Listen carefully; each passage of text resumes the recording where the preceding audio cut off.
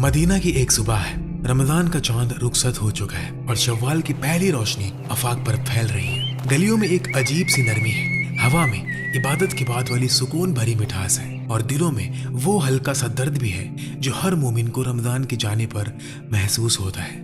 रात भर दुआओं में भीगी आंखें अब एक नए जज्बे के साथ खुल रही है। ये खुशी सिर्फ एक त्योहार की खुशी नहीं, ये उस बंदे की खुशी है जिसने एक महीना अपने रब के लिए प्यास सही, भूख सही, अपनी नफ्स को रोका, अपनी जबान को संभाला, अपनी निगाह को झुकाया, अपने दिल को साफ किया और अब उसे इजाजत मिली है कि वो अल्लाह की रहमत पर मुस्कुरा सके। इस्लाम ने ईद को बस जश्न का दिन नहीं बनाया, उसे शुक्र का दिन बनाया, इबादत का दिन बनाया, उम्मत के मिलने का दिन बनाया। जब रसूलुल्लाह सल्लल्लाहु अलैहि वसल्लम मदीना तशरीफ लाए, लोग दो खास दिनों में खेल तमाशा करते थे। आप सल्लल्लाहु अलैहि वसल्लम ने पूछा, ये दिन क्या है? उन्होंने कहा, जाहिली दौर से चले आ रहे हैं। आप अलैहिस्सलातु वस्सलाम ने फरमाया, अल्लाह ने तुम्हें इनसे बेहतर 2 दिन दिए, यौमुन नहर कुर्बानी का दिन और यौमुल फित्र रोजा खोलने का दिन यानी ईद उल फित्र का दिन। ये सिर्फ कैलेंडर की तब्दीली नहीं थी, ये अकीदे, शुक्र और जमात की तरबियत का नया निज़ाम था। क्लासिकल फुकहा और अरबिक शरह फिक्र रिवायतों के मुताबिक मदीना में ईदें का निज़ाम हिजरत के बाद आम तौर पर 2 हिजरी में शुरू हुआ और पहली ईद के हवाले से ज़्यादा मशहूर जिक्र ईद उल फित्र का मिलता है। ईद उल फित्र का ताल्लुक रमज़ान के ख़त्म होने से। अल्लाह सूरह अल बकरा की आयत नंबर 185 में फरमाते हैं, ताकि तुम गिनती पूरी करो, अल्लाह की बड़ाई बयान करो और उसका शुक्र अदा करो। और ईद की असल रूह ये है कि ईद के दिन रोज़ा रखना मना है। ये दिन इबादत पूरी होने के बाद अल्लाह की दी हुई खुशी और नियामत का इजहार करने का दिन है। रमज़ान की रातें अब ख़त्म हो रही हैं, सहरी की ठंडी हवा चल रही है और मस्जिदों और गलियों में लोग अल्लाह की बड़ाई बयान कर रहे हैं। आज ईद उल फित्र का दिन है, लेकिन उससे पहले एक ज़रूरी अमानत है। रसूलुल्लाह सल्लल्लाहु अलैहि वसल्लम ने ज़कातुल फित्र फ़र्ज करार दी ताकि गरीब की ज़रूरत ईद से पहले पूरी हो जाए और ये भी फरमाया गया कि ये सदका ईद की नमाज से पहले अदा किया जाए। अगर बाद में दिया जाए तो फिर वो आम सदका रह जाता है। जब नबी अलैहिस्सलातु वस्सलाम ईद के दिन बाहर तशरीफ लाते तो आप एक खूबसूरत सुर्ख धारी वाली चादर या जुब्बा पहनते थे जो यमन का था। आप सल्लल्लाहु अलैहि वसल्लम इतने हसीन लगते थे कि जो भी आपको देखता उसका दिल खुश हो जाता। जब आप लोगों से खिताब करने के लिए निकलते तो आपकी शख्सियत ही अपने आप में एक रहमत और एक जमाल का मंजर होती थी।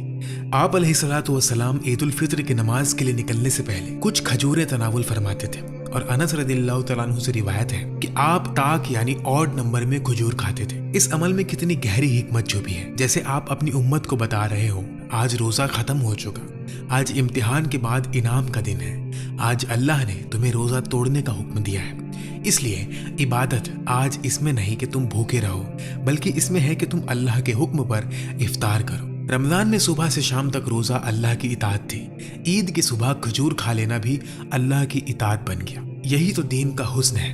मोमिन अपनी मर्जी से नहीं जीता, अपने रब के इशारे से जीता है। सैयदा आयशा रज़ियल्लाहु तआला अन्हा रिवायत करती है कि ईद के दिन 2 छोटी लड़कियां उनके पास गीत गा रही थी।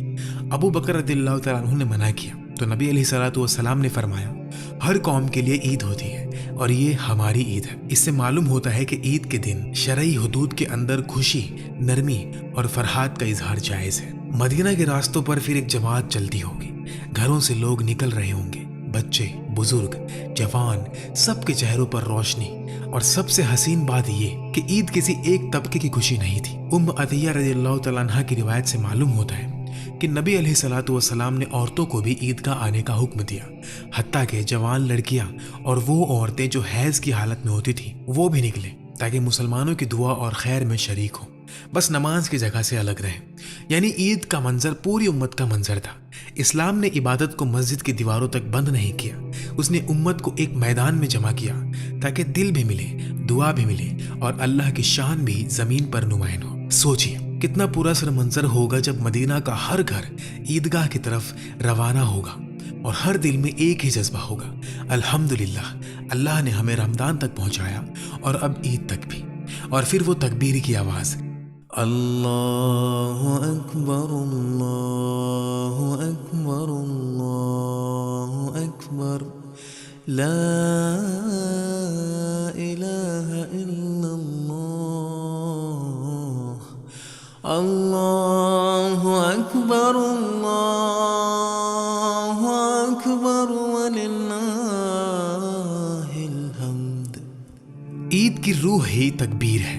رمضان کے آخر میں قرآن نے ہدایت دی کہ تم گنتی پوری کرو اور اللہ کی بڑائی بیان کرو اس پر کہ اس نے تمہیں ہدایت دی۔ عید کا دن اصل میں بندے کے دل کو ایک بات یاد دلاتا ہے، تم نے روزہ رکھا لیکن قوت اللہ نے دی، تم نے قیام کیا لیکن توفیق اللہ نے دی، تم نے قرآن پڑھا لیکن ہدایت اللہ نے دی، تم نے دعا کی لیکن سننے والا اللہ تھا۔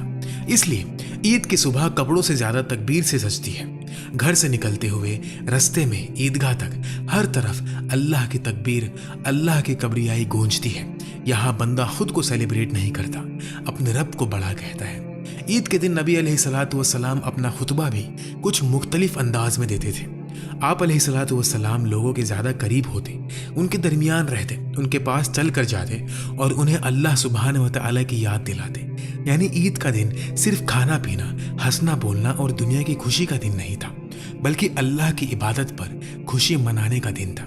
اکثر ہم عید کو آج ایک ایسے دن کے طور پر دیکھتے ہیں جہاں انسان غفلت میں چلا جاتا ہے، اللہ کو کم یاد کرتا ہے اور صرف ظاہری خوشی میں مشغول ہو جاتا ہے۔ لیکن نبی علیہ الصلوۃ والسلام نے ہمیں سکھایا کہ عید اصل میں اللہ سبحانہ و تعالیٰ کی بندگی پر خوشی منانے کا دن ہے۔ یہ اس عبادت کا جشن ہے جو بندے نے اللہ کے لیے کی اور پھر اللہ نے اس پر اپنا فضل کیا۔ اسی لیے نبی علیہ الصلوۃ والسلام عید کے خطبہ کے آخر میں 3 مرتبہ فرماتے، تصدقوا تصدقوا تصدقوا، یعنی صدقہ دو صدقہ دو صدقہ دو، دوسروں کو دو، غریبوں کو دو، ضرورت مندوں کو دو۔ یعنی عید کی خوشی اپنے تک محدود مت رکھو بلکہ اسے بانٹو، اپنی خوشی میں دوسروں کو شریک کرو۔ سوچو جب صفیں بن چکی ہوگی اور رسول اللہ صلی اللہ علیہ وسلم تکبیر کہتے ہوں گے تو صحابہ کے دل کس حال میں ہوتے ہوں گے؟ یہ وہ لوگ تھے جنہوں نے نبی علیہ السلام کو بھوک میں دیکھا، ہجرت میں دیکھا، جنگ میں دیکھا، دعا میں دیکھا، آنسوؤں میں دیکھا، اور اب وہ انہیں عید کے دن دیکھ رہے ہیں۔ ان کے لیے عید صرف شیر خرما یا خوشی کا نام نہیں تھا، عید اللہ کے رسول کے ساتھ ایک اور صبح دیکھ لینے کا نام بھی تھا۔ ان کی عید میں محبت تھی، ادب تھا، سنت سے لگاؤ تھا۔ وہ دیکھتے تھے کہ نبی علیہ الصلوۃ والسلام نماز سے پہلے کھا کر نکلتے ہیں، وہ بھی ویسا ہی کرتے۔ وہ دیکھتے کہ آپ ایک راستے سے جاتے اور دوسرے سے واپس آتے، وہ بھی ایسا ہی کرتے۔ ابن عمر رضی اللہ تعالیٰ عنہما سے روایت ہے کہ وہ عید کے لیے ایک راستے سے جاتے اور دوسرے سے لوٹتے اور بتاتے کہ نبی علیہ الصلوۃ والسلام کا بھی یہی عمل تھا۔ اس میں بھی کتنی خوبصورتی ہے۔ عید صرف عیدگاہ تک جا کر نماز پڑھ لینا نہیں، بلکہ شہر کی فضا میں اللہ کی نشانیوں کو پھیلا دینا ہے۔ زیادہ لوگوں سے ملاقات، زیادہ سلام، زیادہ دعا، زیادہ گواہی کہ آج اللہ کا دن ہے۔ صحابہ رضی اللہ تعالیٰ عنہما جب ایک دوسرے سے ملتے تھے تو وہ کہتے، تقبل اللہ منا ومنکم، اللہ ہم سے اور تم سے قبول فرمائے۔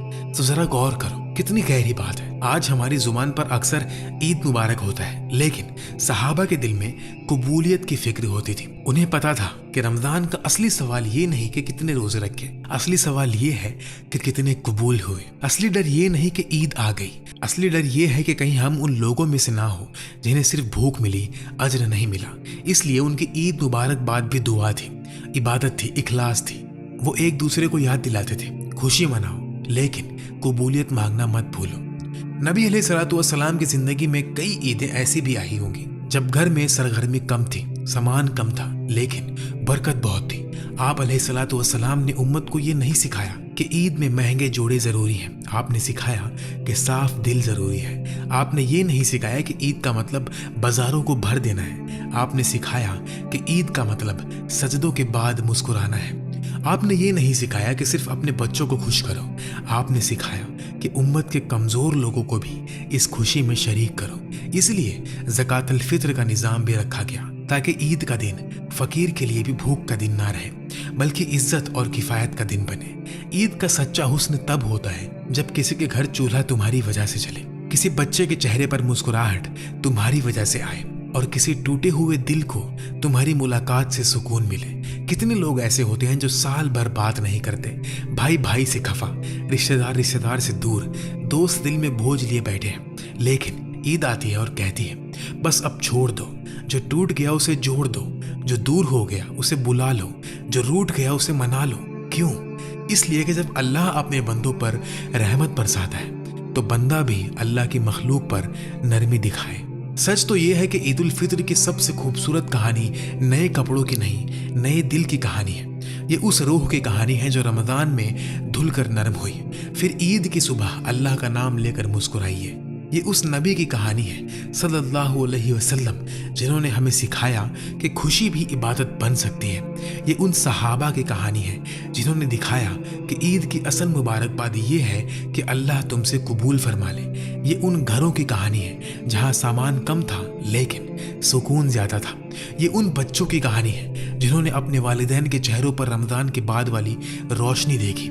یہ اس امت کی کہانی ہے جو ایک مہینے کی بندگی کے بعد ایک صبح ایک میدان میں جمع ہوتی ہے اور پوری دنیا کو بتاتی ہے ہماری خوشی کا مرکز اللہ ہے۔ اس لیے جب بھی عید الفطر آئے اسے بس ایک دن مت سمجھنا، اسے اپنی روح کا آئینہ سمجھنا۔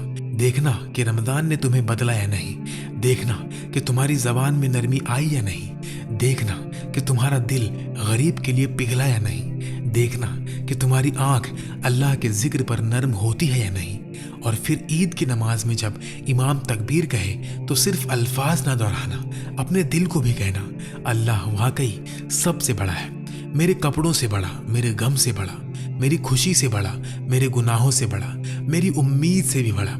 تب شاید تم وہ عید چھو لو جو نبی علیہ الصلوۃ والسلام نے اپنی امت کو سکھائی تھی، صاف، روشن، نرم، متوازی، عبادت سے بھری ہوئی اور اللہ کی طرف لوٹنے والی۔ اور شاید پھر جب تم کسی سے ملو تو تمہاری زبان سے بھی وہی نکلے جو صحابہ کے دلوں میں تھا، تقبل اللہ منا ومنکم۔ کیونکہ اصل میں عید کا سب سے حسین جملہ بھی یہی ہے اور سب سے گہری دعا بھی یہی، یا اللہ جو کچھ ہم نے کیا اسے قبول فرما۔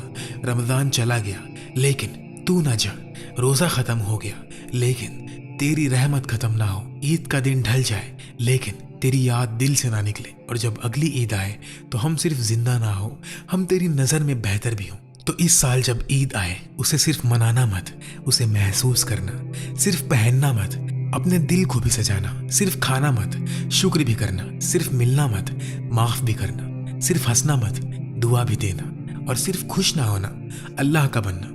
کیونکہ اصل عید اس کی ہے جو رمضان کے بعد بھی اللہ والا رہ جائے۔